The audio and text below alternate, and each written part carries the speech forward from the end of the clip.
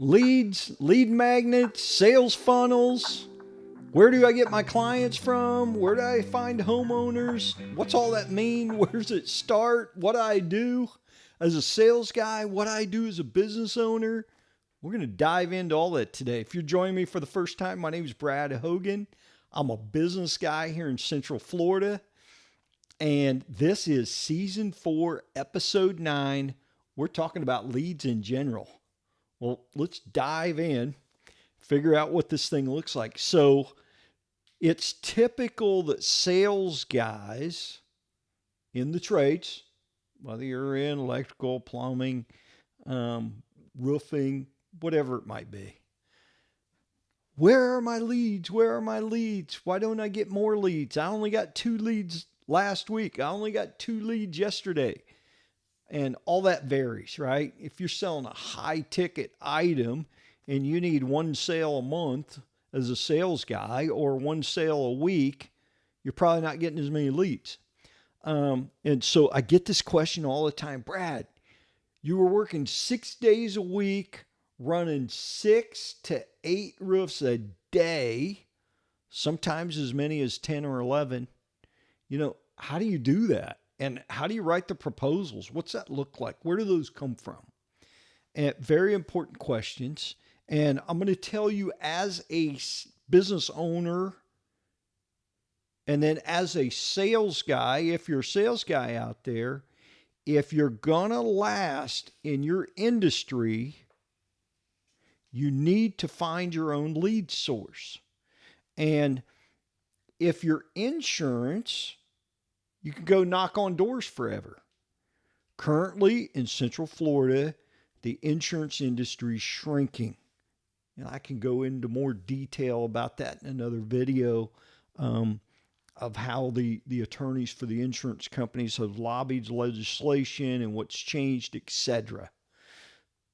But you need your own lead source. And if you're insurance, knock on doors. Knock on 50 doors. Set with 4 homeowners, you'll sell 1 deal. Those are the numbers. If those numbers are off and those numbers are not working for you, you need to look at your process. I'm knocking on 50 doors, but I'm not getting 4 appointments. Well, what are you saying at the door? We need to dive into that. If you're knocking on 50 doors and you're getting 4 appointments, but you're not getting 1 close for every 4, it's more like 1 close for every 8, we need to work on your presentation. But today we're talking about leads. How do we get those? If you're a retail guy, find out who you are or who you need to become. I've got one guy in the company, and he is in every group I can think of. Obviously, I say that, and that's the way I think of him. He's very good within groups. So he's in a leads group. That group is strictly leads. They have 1 roofer in the group. They have 1 realtor in the group. They have 1 plumber in the group, etc. And there's about 20 to 25 people in that group. They pay to be there. They meet weekly, etc. There's an organization called BNI. Very well run, very effective. The cost to be in BNI is $1,000, maybe it's $1,200. I don't know. If you cut hair or you do nails, I don't know how you get your money back out of that. But if you're a roofer and you make $3,000 on 1 deal, even the smallest deal, well, you can easily get your money back. That makes sense. Different conversation. Does it make sense for your time?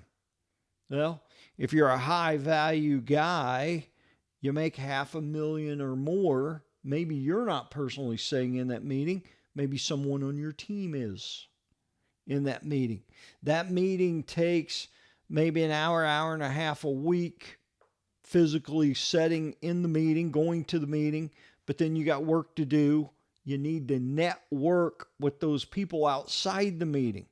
That's probably a couple hours a week. What's commitment? It's 3 hours. Back to my guy.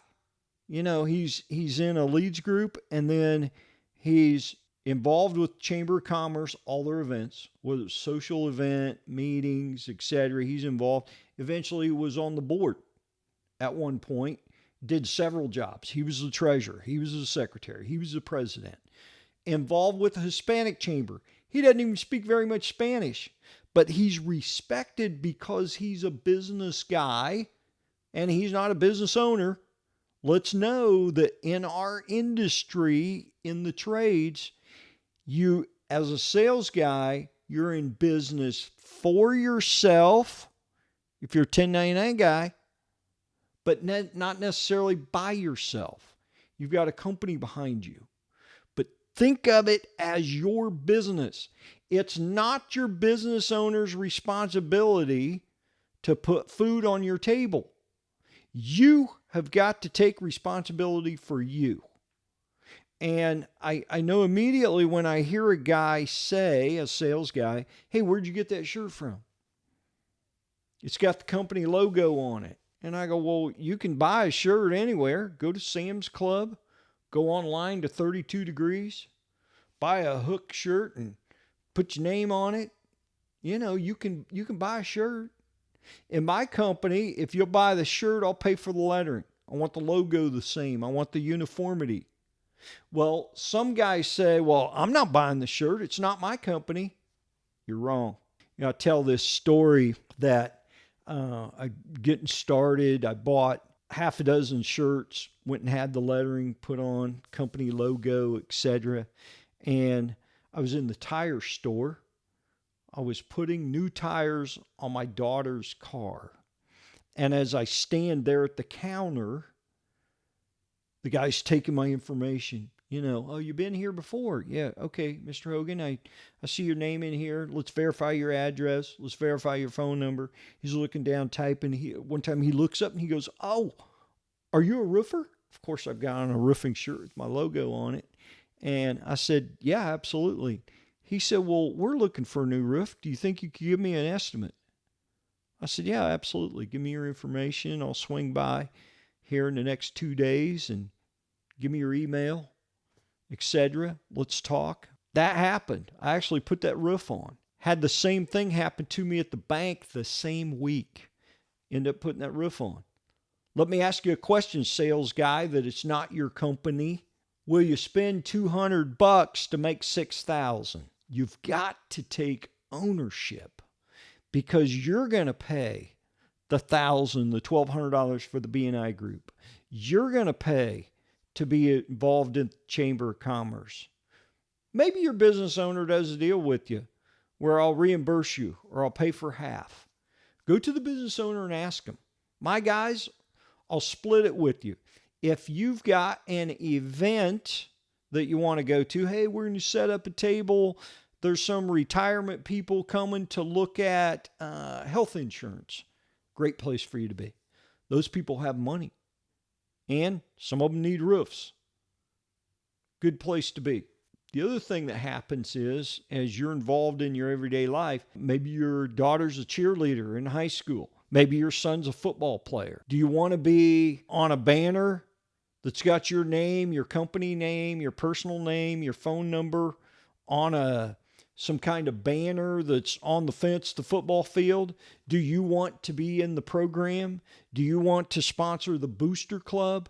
If any of my guys come to me and say, hey, I want to do this, I'll split the cost with them. If they want to do an event that I was talking about, they pay for it. I'll provide the table, the covering, all the materials that we give out. If I've got giveaways like sunglasses or squeeze balls or cups or mugs or plastic glasses or whatever I've got, go ahead. Let's give those out. Let's have some literature. Let's have some information.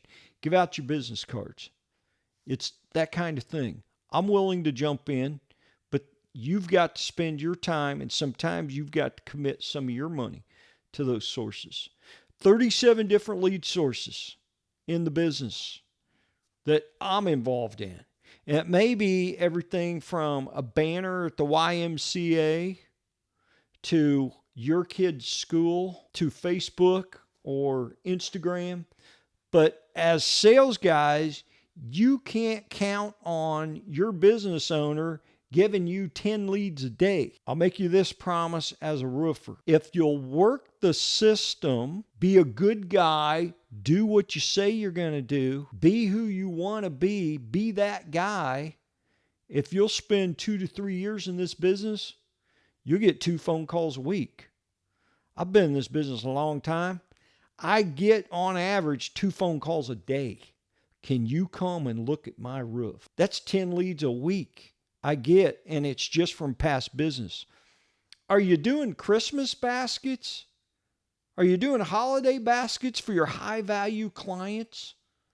Or do you just never talk to them again? Do you send them a card on their birthday? What if you did that for every client you had? What if, as a business owner, you've got some people that left, or you got some people that are not sending out cards?